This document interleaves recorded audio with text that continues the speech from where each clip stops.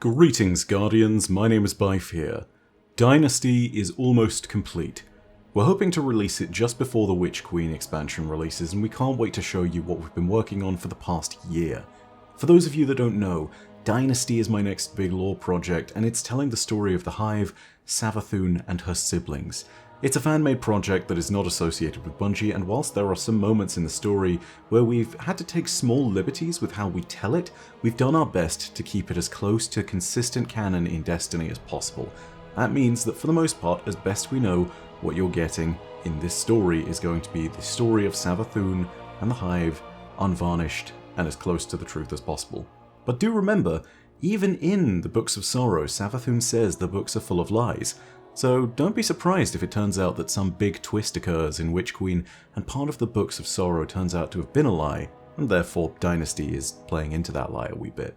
Either way, we're hoping that it's going to be a fantastic cinematic presentation, and I'm going to go ahead and show you a little bit of a peek behind the curtain today in this dev diary for Dynasty.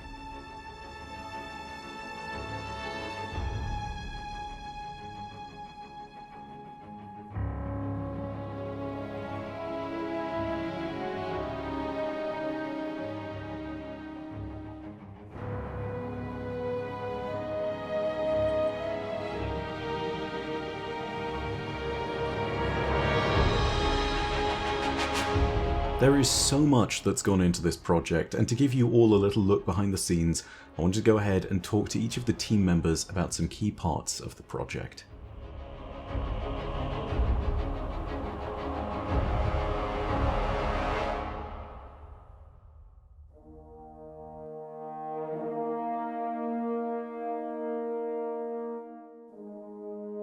There was a major question when starting Dynasty, which was simply, how do we start? We're telling a story that's completely alien to most players. Some of you may be returning veterans, and some of you may be completely new, and there are some of you who are absolutely going to be lorebeards out there. But that variety of knowledge means that we need a starting point where we can jump into the story where everyone will actually understand vaguely what's going on. It was Reed, one of our animators, who came up with the idea for what the first scene in Dynasty should be.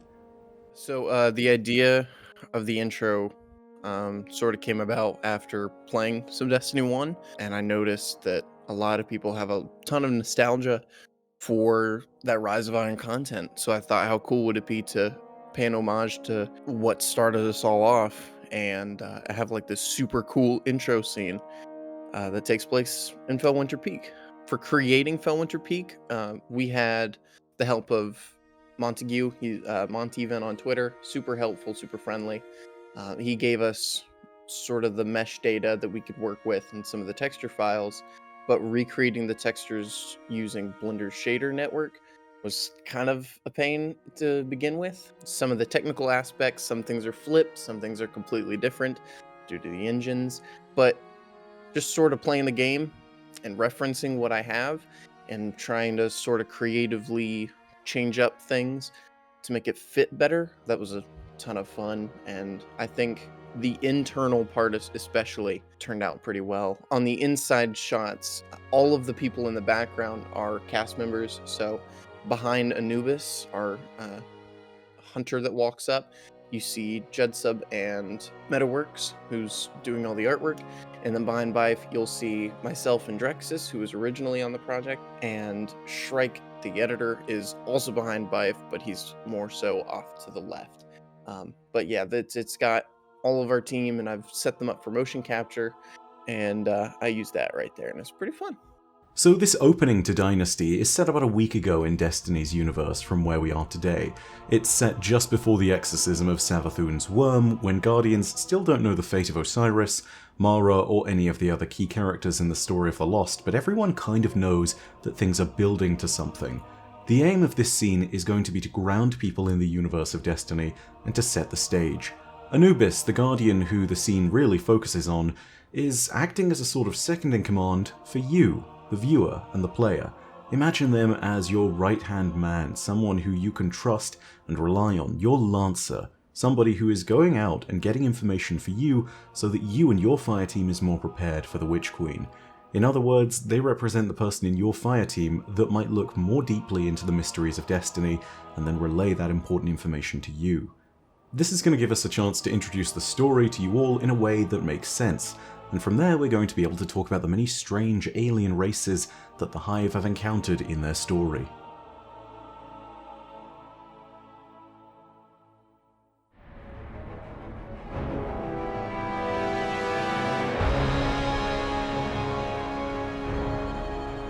A vast number of the foes faced by the Hive in their ancient lore are cited in the Books of Sorrow, and whilst it's a great story, at the end of the day it's a collection of grimoire cards, and it's very hard to perfectly understand what's going on unless you read all of them, and the perspective of grimoire cards themselves doesn't really give us the full context of what might have been going on. So this is one of those moments where on the project we really had to fill in the gaps, especially when it came to the actual designs of the many alien creatures that the Hive encountered. As a result, we had to bring it all to life, and this is where the amazing art of Metaworks came into the picture. Quite literally. Pun not intended. There were a few different alien creatures that needed to be designed from scratch using just a few lines of text as a description for the project. So let's go ahead and take a look at a few of them and listen to Ben and talk about the design process and the thoughts behind each one. So for the process of designing the Ammonite, I wanted to go off of more of like a crustacean type look, and I went back in after starting those initial designs. You've got these three sketches here, and I was reading the lore and it's saying that they had 6 arms, and I was like, oh shoot. So I started looking up things like lobsters and crabs and stuff like that, and noticed like the lobsters, they have these little arms that are run along their stomach and their chest, and I thought that would be something kind of interesting to throw off the chest and stomach here that you can see on those main images as a way to account for the 6 arms that are in the lore books. And so I wanted to give them very like organic designs too for their weapons. So I took like shells and stuff to design the city in the background there below the traveler as well, and the piece with the 2 ammonites standing over it. And then the Chroma General, I wanted to go kind of all out and really give him the spikes and all this really cool headdress, and really make him stand out from what the regular ammonite would be. And so I gave him this huge blade, and just really fun design to come up with. When it came to the design of the Taishabeth, I know that they're really kind of art-centered and artistic and more interested in the design aspect and stuff, and like practical weapons and military and such. And so I wanted to make their designs really artistic. So I've got these golden kind of almost metal feathers going along the buildings and kind of interlooping and lacing through with the swoops on the bridge. And I looked for references of birds and stuff, and one of the birds that I really was kind of drawn to is like called a secretary bird, and they just have this really cool little headdress thing that comes off of the back of their head in these long feathers. And so I kind of went off the design of them for the facial features. I wanted a little bit of that 20s and so Art Nouveau style to the buildings as well when I was designing that, and the ships that are flying in the background. So when coming up with the designs for the Acumenae, I kind of went off of this kind of raptor looking head for the mercenaries with some spikes coming off the back. Is not super complex design, but I thought it'd be interesting as they're kind of more of a mercenary class of the Acumenae, which is kind of a collection of worlds and species in their design. And so I've got multiple species that I designed for that. The other ones are these giant kind of bulbous cyborg guys that have these cool metal faceplates and kind of this big overarching back, and they just kind of lumber around. I figured they would be the ones more in charge and more on the tech side, since most of their bodies are more cybernetic than they are organic. And so they would be the ones to design the ships and a lot of the technology that would be used. Of course, it's no secret that the Hive defeated all of these foes as they crusaded across the universe fighting for darkness, but that story also has its origins, and we really wanted to flesh out those origins where possible. That means we need to talk about the Worm Gods.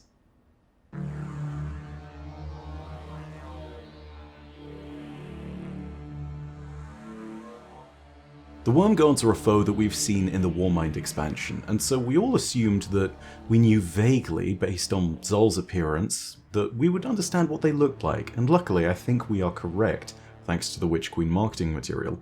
However, there are some pretty subtle differences that we wanted to add to each worm so that they could stand out a little more. Let's hand over to Judsub, one of our animators again, to talk about different scenes with the Worm Gods and to talk a little bit more about what it was like animating them, which was probably one of the bigger challenges of the entire project. So the process behind putting Akka together, I had taken a lot of drivers for random noise and put them on each one of Akka's bones in order to simulate a little bit of a worm wriggling around.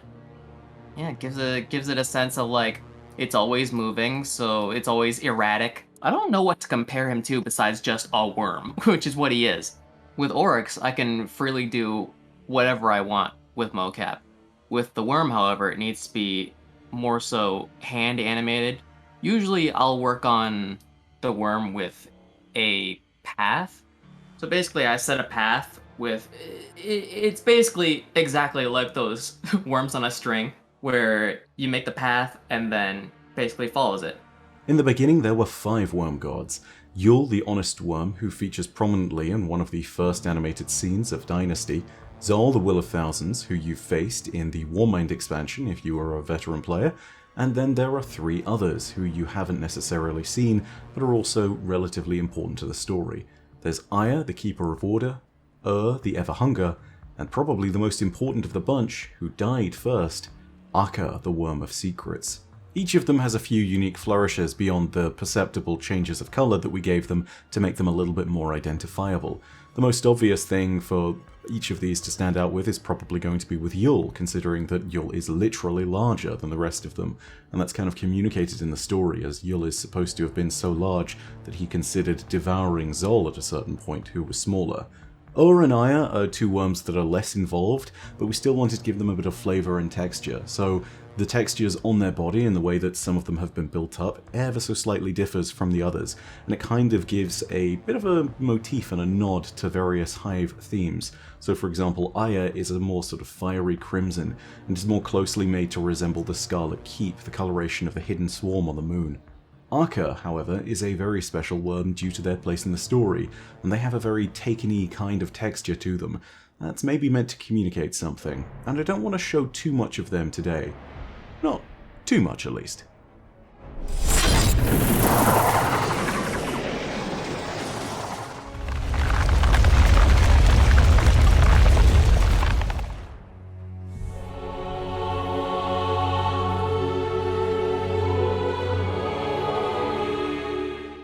The sound design of the project definitely goes above and beyond what we've implemented in any project before.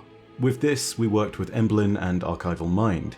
Let's go ahead and check in with them regarding some of the important things that they worked on for Dynasty, and in particular, what it was like to really build out the voices for some of our key characters in the Hive. The voices in particular are tough because the sound designers on Destiny do such a good job of having such a variance even within the Hive race. When you hear something that sounds Hive, it sounds Hive. So trying to replicate that or get close to what they're doing there is kind of a difficult task. You'll notice in our Hive voices, we're effectively duplicating the voices, moving them around, adjusting the pitch, the formant, the gain, the delay, in order to create an otherworldly, distant yet close, kind of almost whispering right behind your head set of effects. And then for each of the 3 gods, we've changed that main effects stack up to be a little more flavorful. So for Oryx, there'll be deep, bassy tones. Would you deny our purpose? Whatever we do, we will do by killing. Whereas Xivu is very sharp and raspy and almost sounds compressed, for lack of a better term. What we tried to get with Savathun was Shodan, but wet. That's the only way I can describe it. So building that kind of echoey start to her words was as simple as cutting the lines up, making sure the volume cascades, having that echo effect hit at the right time. And honestly, using Shodan as a reference put us in a very good position. We are aware that Savathun doesn't have those effects outside of the crystal, but we think it sounds cool. Of course, we couldn't talk about sound without talking about music. Of course, we'll be using a lot of the OST from Destiny in this project where appropriate, but we also had an amazing opportunity to work with an amazing composer called Nihil. He created some time ago a fan OST for the Witch Queen, and honestly, it's fantastic. We got in touch with him about licensing it for the project, and he agreed. And so as a result, we have some amazing story moments further amplified by his incredible work.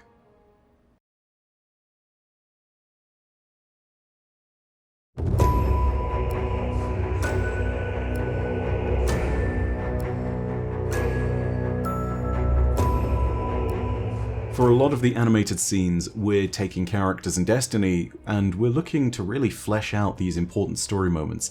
And lots of these moments do end up as just bits and pieces of dialogue between characters, but they culminate in rather important moments that flow along from that. And in order to really do this efficiently and effectively, we needed to find a way of animating these characters without taking up all the time using hand animation. And for that, we started using a system of motion capture. Here's Reed to tell us a little bit more about that again. So for the motion capture process, you can use a few different ways. I personally have a motion capture suit provided me by Rokoko, and I also use their gloves and their face capture software. It's a great piece of tech. I spent a month or so going through 3 or 4 different character rigs to set up for motion capture, and finally, I think I've settled on the one that I like the most. All of the characters have different bone links, they have different settings, like for robots, you have to move them differently. So it's also about when you're getting the animation, you want to act how you feel like the character's going to be. So it's a lot of process after the fact, trying to make sure that the hands don't either snap out or the hands don't clip through the body. The stuff that I've got nowadays is a lot more refined, and I can do it a lot faster. I've had scenes break entirely, and I can just toss on the suit, get everything back, and I can go from a week and a half of work into about 3 days. So for a project of this scale, there hasn't been motion capture done in the Destiny community before. I was actually the first one to get motion capture and the first one to set it up for all of the Guardians. But I had to develop all of the motion capture retargeting technologies, and actually got to hang out with some of the people over at Rokoko, the people who made the suit, and we got to sort of throw ideas back and forth, and we figured out how to make the retargeting add-on, the original one. And now I've got it to a point where if somebody asks me something, I can link them a Google document that I've made. And if they have troubleshooting tips, I've already made a thing about it, so then they can just grab that. I think I'm most excited for innovation, not of my own mind, because obviously other people have different experiences, and when they're able to pull in, the data that they've got from one person and then connect the dots with their own, that can lead to some really interesting results. So I'm excited to see what people might do with some motion capture in the future.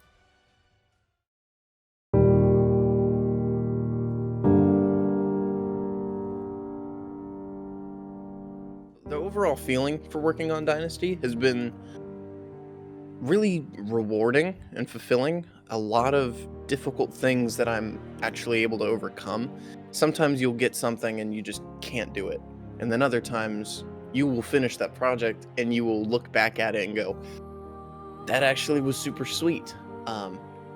So it has been extremely rewarding. Grindy, but extremely rewarding. The grind. No.